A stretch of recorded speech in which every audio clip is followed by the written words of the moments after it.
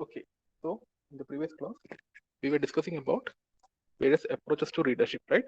The the last one which we discussed was contingency approach, or rather situational approach, and this approach was put forward by Mr. Fred E. Fiedler and his associates. Right? They came up with this uh, contingency theory of leadership. And what is the basic of this? Or basically, what is this theory? That is, people become leaders not only because of their personality attributes but also because of various situational factors and the interaction between the group leader and the group members, right? So yes, like what we have said in the trait approach, personality or the traits or attributes do play a role in the leadership, right? But it's not that only, but the situation will also have an impact on the molding of the leader. Okay, not only situation but also how they the leader and the group members interact with one another. Okay, so according to trait approach, it was the basic traits or basic attributes of the person involved that decides on how good a leader he is or he is not, right? But in contingency approach, or rather the situational approach, which was put forward by Fred E. Fiedler, he said that not only personality attributes but also the situational factors and the interaction between the leader and the group members do play a role in the process of people becoming a leader, right? And what is the basic thing? That is, whenever a manager is making a decision, he should consider the situation also. Like the one we have said earlier, right? The If we are having a office or we are having a production plant, if 40 kilometers from the uh, nearest town, then a manager, when he's planning, he should have a means of transportation and also maybe even accommodation, right? So situation do play a important role, right? Next was, what are the dimensions of leadership? So according to Fiedler, there are three. Okay, what were they? One is position power. The position power is the one which uh, the position or the power of a position which enables a leader to get the group members to follow his decisions. Okay, so it's the position which is giving the power to the person. Okay, the leader is he's getting the person in charge is getting people to follow him because he's got the that particular position. Okay, and that position is offering some power, right? And how does this power generate? This is because of the organization structure. Okay, the like one which we said. Okay, the minister is having the power because the constitution has given him the power. Okay, your teacher is having a power because the your institution has given him or her the power, right? So that is the position power, first uh, dimension. Okay, and how is it important? Because a leader with clear and considerable power or position power can obtain followership more easily than the one with who has not such a who is not in such a position. Okay, so according to Fiedler, this is important because if I am sitting in a position of power, then I can get followers easily than if I am not. Okay, it is only easily. Okay, it's not that I will get. Okay, it becomes more and more easier for me, right? Even if I am not in a position of power, I may get, but it's very a difficult job. The second dimension was task structure, right? So task structure means the how, to the extent to which the tasks can be clearly explained and people be held responsible for them. Okay, how clearly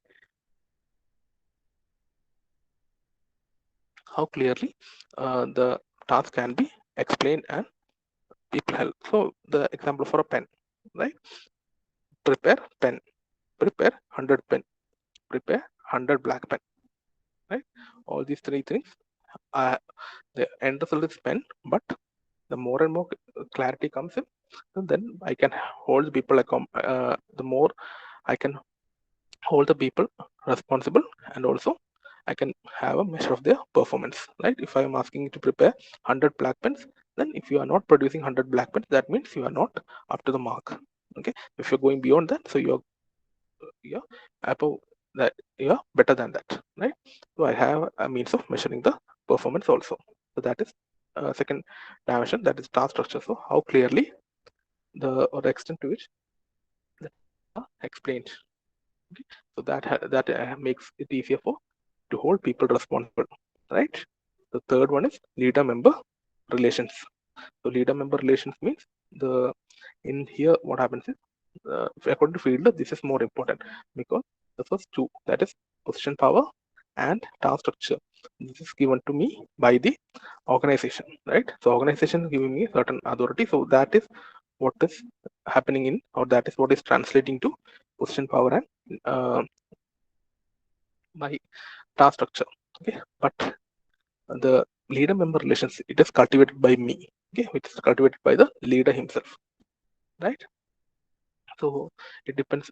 The leader member relation implies the extent to which the group members like and trust the leader and is willing to follow him. Okay, and is willing to follow that particular leader, right? So 3 dimensions. What are they? We have first one is uh, your okay. The the first the first dimension is position power. Second one is task structure, and third one is leader member relations. Okay, and based on these studies, okay, based on these studies and dimensions of the leadership, Fiedler put forth 2 leadership styles. Okay, this is according to Fiedler. There are many different styles are there, but according to Fiedler, there are 2. The one is task oriented, and the second one is oriented towards achieving good interpersonal relationships. Okay, and then because of that, in good interpersonal relation, he or she can attain a position of prominence. Okay, person's prominence. Okay, what does task-oriented leader do? Task-oriented leader, he gains satisfaction from seeing the tasks being performed. Okay, so when he conducted the study, Fiedler found that the co-workers who was rated in favorable terms, okay, who was rated in favorable terms had the second style, that is he or she tried to develop or oriented towards the achieving good interpersonal relations. So the co-workers who were following this kind of this relationship was rated higher than the one who were task oriented. Okay, so that's what Fiedler found. And what is this? So basically, we can summarize Fiedler's model as when the position power is weak. Okay, so we have to consider the 3 dimension. When the position is weak, the task structure is unclear, and the leader member relations are moderately poor. Okay, so we are not in a good situation. Everything is poor. Okay, then the situation is unfavorable for leader. As we can see, he doesn't have the position or power. He doesn't have the power. There's no clear-cut task structure formulated, and he's not having a good relationship with the group members. So he's not in a favorable position. So rather, he's unfavorable. Okay, and in that condition, if that is the case, what is the best leadership style approach? That is the one who is task oriented. So task oriented leaders will be more successive in this case, right? And when the position power is strong, okay, the task structure is clear and the leader member relations are good, so we are in a favorable situation. Okay, so I have, if suppose I am the leader, I have the power, I have a good clear cut task structure in front of me, and also the situation and the leader member relations, I am having a good relationship between my group, my teammates. In that case, I'm in a favorable situation, right? So in that case also, task oriented leader will be successful. Okay, so because we are looking for the completion of task, so everyone is working together and the task will be completed. That is not the case also. If it is a poor case also, task oriented leaders are more and more successful. And what is the third situation? Third situation is the in between them. Okay, we are between favorable and unfavorable. We are in moderately. Okay, so we may have so leader may have a little bit of power will be there. He will be having certain uh, task structure is not very clear, but it's not unclear also. So, and there is a relationship between members and leader. He may not be having a good relation, but there is a relation.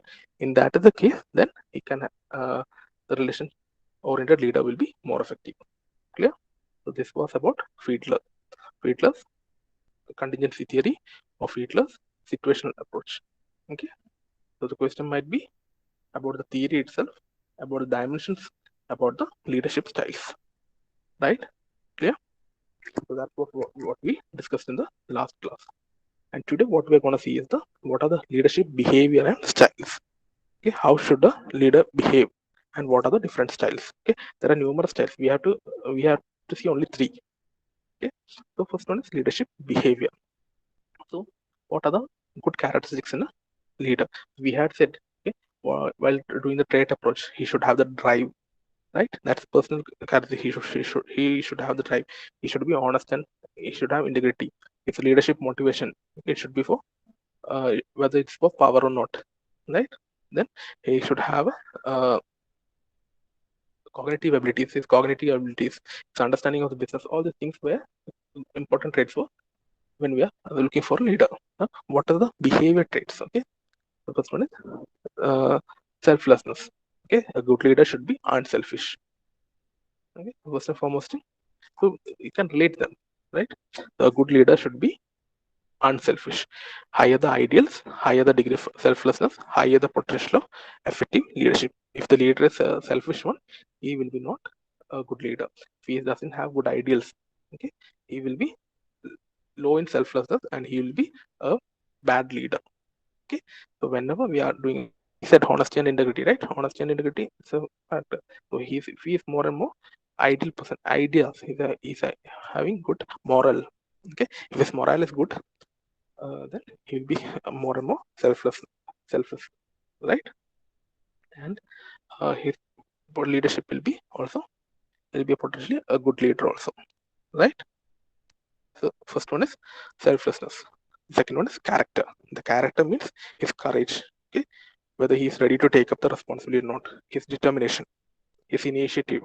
Okay, whether he's initiating a new thing or not. Okay, if there is something wrong, whether he's taking a stand against it. What are his character? Then his knowledge. Okay, so knowledge may be about the business, about the people, about the situation, right? All these things has to be considered. Okay, his knowledge, then how he handles people. Okay, so we said a good leader should understand the situation. Good leader should understand the what the people want, right?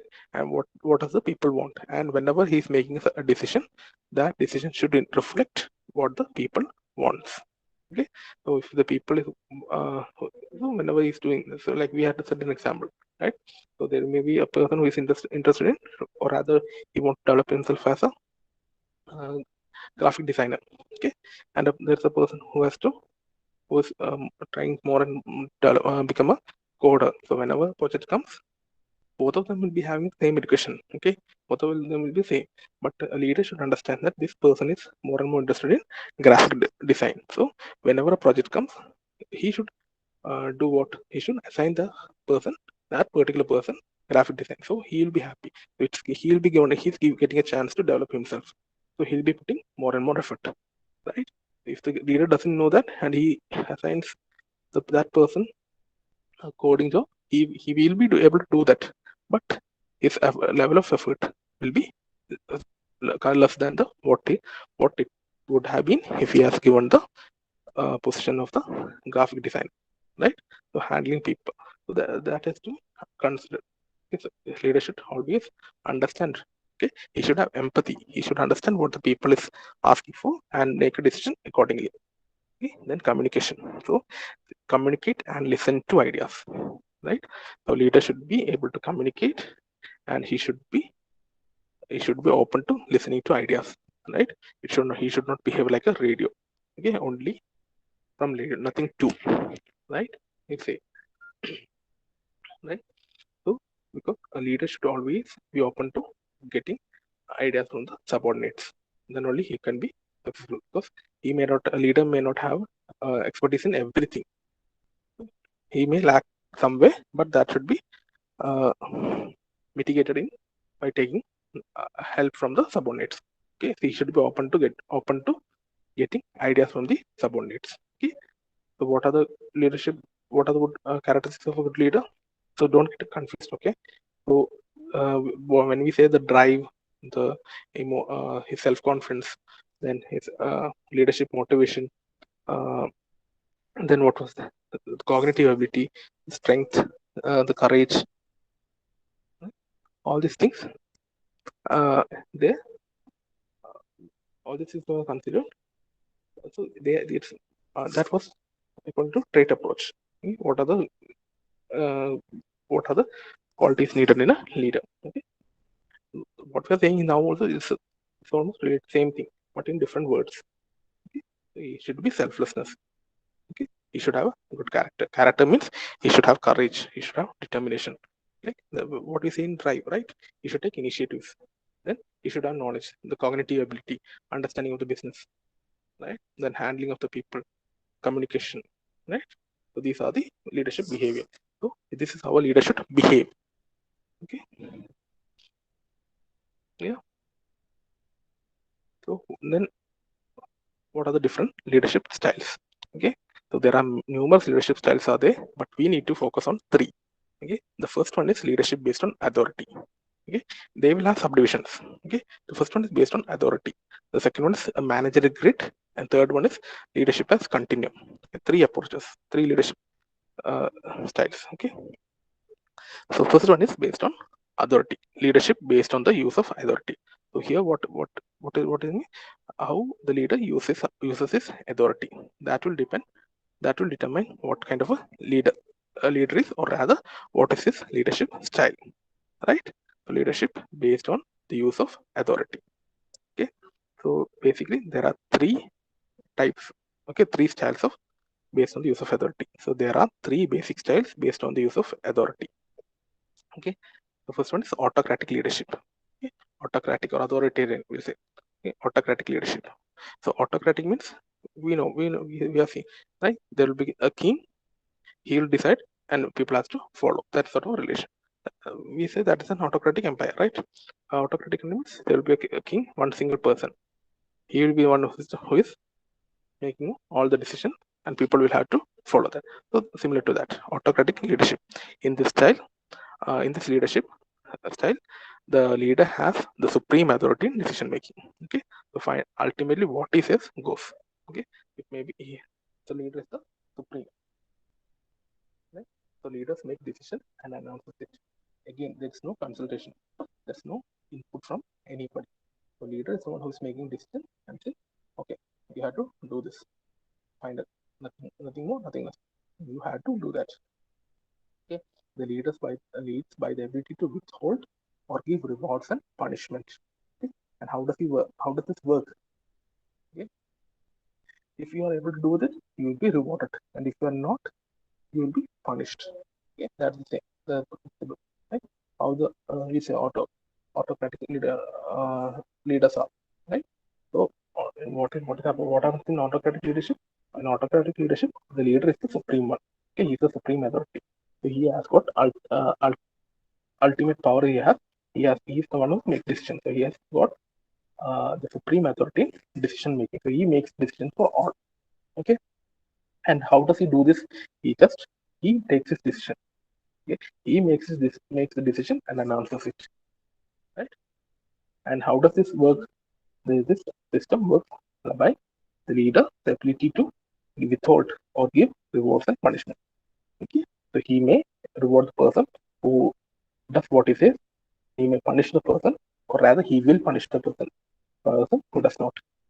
Similar, what we are seeing when we talk about an authoritarian country itself. We know there are many authoritarian countries. We are having a democratic country, but there are authoritarian countries are there, autocratic countries are there, where the kings rule. So he will make the decision, and people have to follow.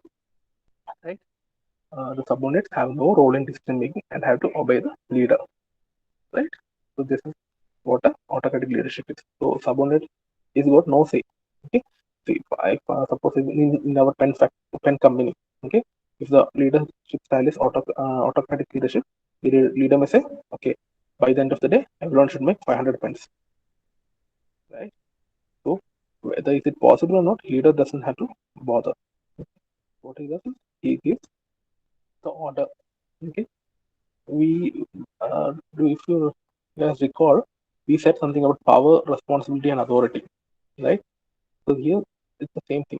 Okay, The leaders for the authority, leaders for the power to make anything happen, right? So leaders make the decision, announcing it. So leader has the ability to withhold or give rewards and punishment, and this is how he does the work. He gives the gives to people who complete the work. He gives them the reward, and he give them punishment if they are not. So basically, subordinates have no role in decision making. Okay, their only role is to obey the leader. And now, what are the strength of this approach or this style of leadership? The first one is no delay in the process of decision making, right? So whenever we use say when decision making, so we say decision making is a tedious task, right? Because we had to consider all the alternatives. Right? We had to evaluate all the alternatives, and then we had to choose the best among them, right? We had to take the opinions of others. Okay, that was the past experience has to be considered. So we had to take opinions of others. But here, nothing said. The leader, based on his idea, will make the decision, right? So there is no delay in the decision making process. There is no discussion basically. The leader is the one who's having the authority. He is the one who is making the decision. Okay. Then responsibility can be easily fixed. Okay. So leader, there's two things here. Okay. So I am following the leader. Okay. I am following the leader because if the decision is wrong, who made the wrong decision? The leader made the wrong decision. Okay. And again, what will happen? The leader is someone. Okay. Leader is someone who will say this particular person has to do this. Okay, it goes either way. So leader can blame the subordinate also, and subordinate can blame the leader also. But being an autocratic or authoritarian type, it goes only leader to subordinate. So leader can easily blame them or put the responsibility. So responsibility for each and every person can be easily fixed by the leader. Okay, it is suitable when the subordinates lack knowledge and experience. Okay, so there are instances are there. Okay, so where this will be good. One such instance is the subordinates are they don't have the expertise, they lack knowledge, and they don't have the experience. In that case, what will happen? The leader is the one who takes the decision. Leader he's the one who has to make decision. He's supposed to make the decision. Okay, if he's supposed to make the decision, that means what will happen? It's an autocratic. We cannot depend upon our subordinates. Okay? So that's the situation. And what is the weakness? It creates low morale and less confidence subordinates, because subordinates they have no role in the decision making. Okay? So they just have to depend upon what the leader says. Okay, whatever the leader says, it goes. Then ideas and capabilities of subordinates are not utilized. Okay, so again, the same thing happens here also. So the subordinate, he or she will be having certain ideas. Okay, maybe even better ideas will be there, but the leader doesn't give him or the chance to express it. So that makes the situation bad.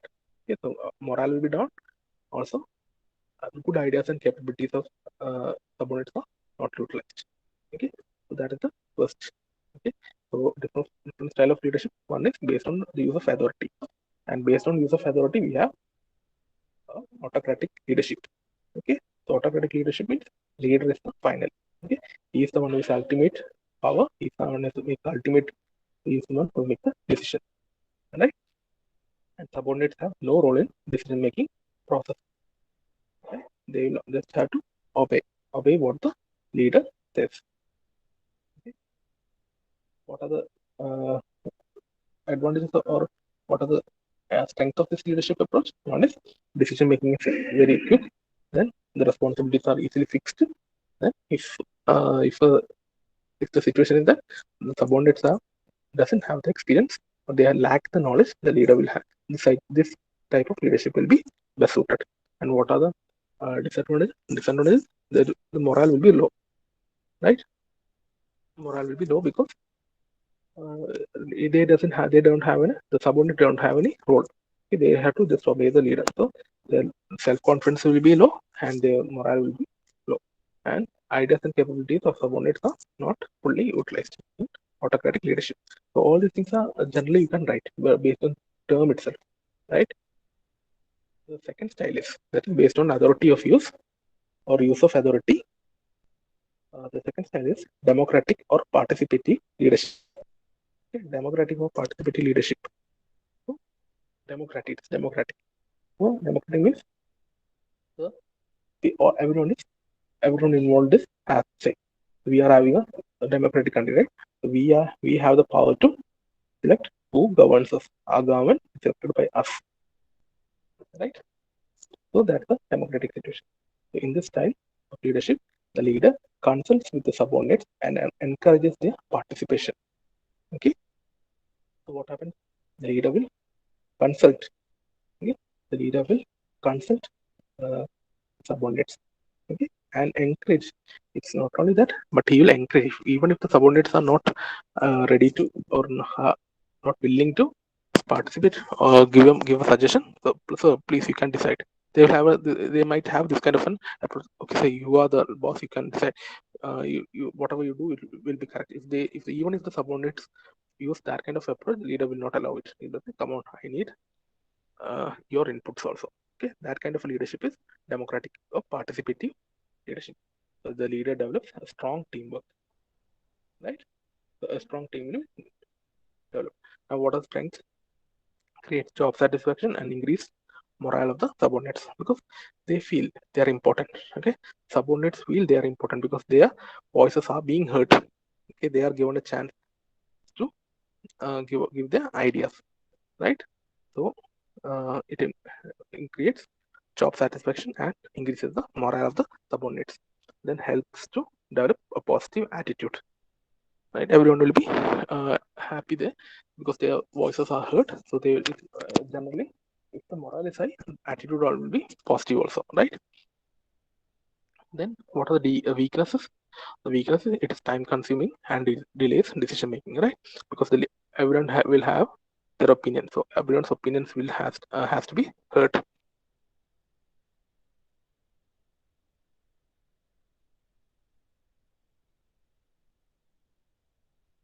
right? Uh, so it's time consuming and delays the decision making. Then it requires proper communication between the subordinates and superiors, right? Again, even if the uh, if a good ideas are being heard, it should reach. Okay, it should reach the leader, and the leader's demand of good ideas should also reach the subordinates. So there should be proper communication between them. If that is not the case, even if whatever the leader may try, it will not be successful, right? So what are the weaknesses? First one is the time consuming and delay decision making. Then it requires proper communication between subordinates and the superiors, right? So that is the second type. That is the democratic or participative leadership. So in this, then what is happening? The leader encourages. Okay? Leader encourages participation. That means leader consults with the subordinates. Okay? So what can happen here is two things can happen. Leader can hear all the opinions and then formulate a decision. Okay, that's one thing. He'll hear all the concerns, all the opinions, and then he or she will formulate an opinion.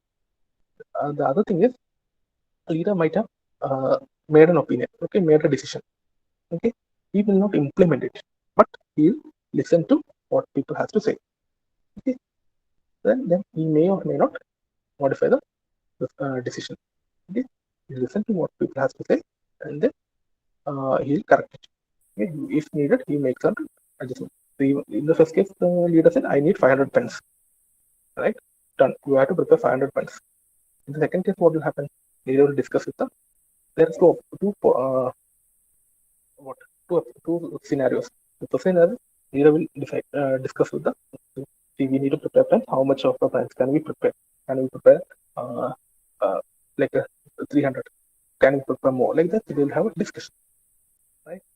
Now, the second scenario is what leader would have decided. Okay, we have to remain profitable in the business. We have to prepare 500 pens in a day. The leader would have decided, okay, 500 has to be prepared. then leader will ask the opinion. Okay, then they will say, okay, we can do this, we can do that. So leader will say, can't we prepare 500? What are the issues with preparing 500 pens? So they will have a discussion. And leader can convince the people that 500 pens are possible. And if other way around is also possible, the people, the subordinates can convince the leader that 500 pens is not possible.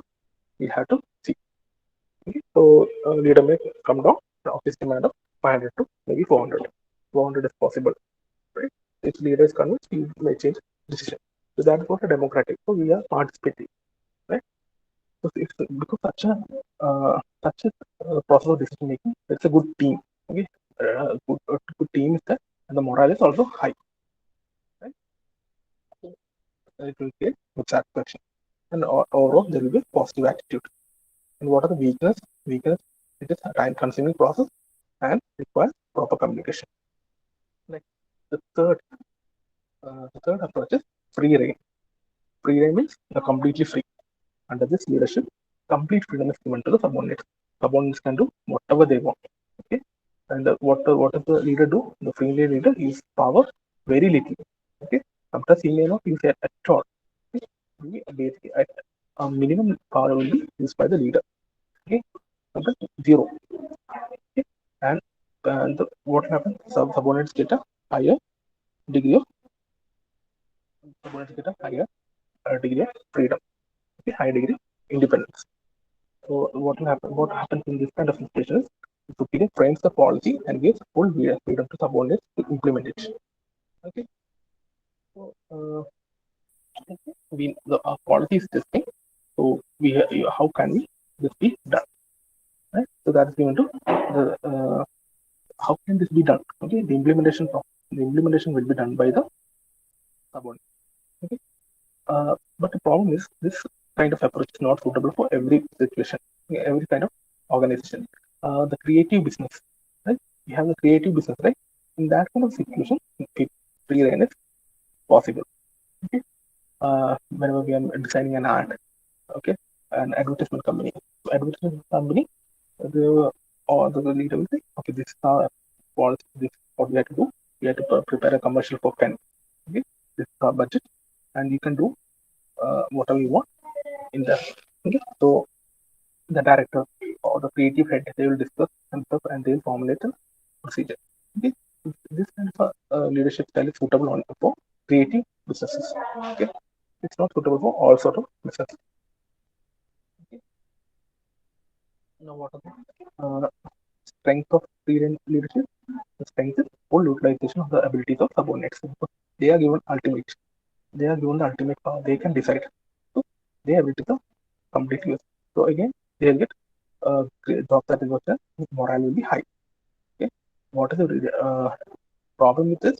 There is no leadership. Okay, and sometimes what will happen? Subordinates does not get the guidance or support from the superiors also. Okay, so you are given the ultimate decision. So you can make your decision. You are given 100% free reign. So that means you are the one who has to make the decision. So you cannot depend upon someone else help you or even guide you. Okay? That's the problem. So based on use of authority, there are three. So if we start from the beginning, we have different styles of leadership. What we have to study is three styles of leadership. First one is based on use of authority. The second one is based on managerial grit. Third one is based on continuum. Leadership as continuum. Three styles are there. Okay? And so the first one is based on authority. Based on authority, we have three styles. One is autocratic style. Okay, autocratic means the leader is the one who makes decision, and subordinates have no role in the decision making process. They have just implement it, right? So, strength is decision making is quick, and responsibilities can be easily assigned. Okay, and also if the situation is such that the subordinate does not have the knowledge or experience, leader can follow this approach. But weakness is because subordinates are not having any say in the decision making, they feel left out, right? They don't have their morale will be low and their confidence level will be low and their good ideas. Okay, the good ideas which the subordinates may have is lost. Right? Second type is democratic. Democratic means yeah, what the leader does is leader listens to what the subordinate has to say and then makes a decision. Okay, the participation is encouraged. So what will happen here? All the subordinate ideas are received, right? So the morale will be high, right? But the decision making will take more time, right? And also, what will happen is there should be a good communication system between the leader and the subordinates, right? Otherwise, it will be lost in translation. The third type is free reign. Free reign means you have complete freedom. The leader will use little to no power. He'll just frame the policy and give to the subordinates. This is what we have to do. You can do it. The implementation is completely done by the subordinate. And in that case, what happens is uh, subordinates, the entire usage of subordinates can be done. Okay? Subordinates can be used effectively. Subordinates can be used effectively. But the problem is there will be no leadership, and the people, the subordinates may not get the required guidance. Okay? And this leadership, the free reign leadership, is suitable for creative business, right? So we'll stop here for today, right? Please let me know if you have any doubt.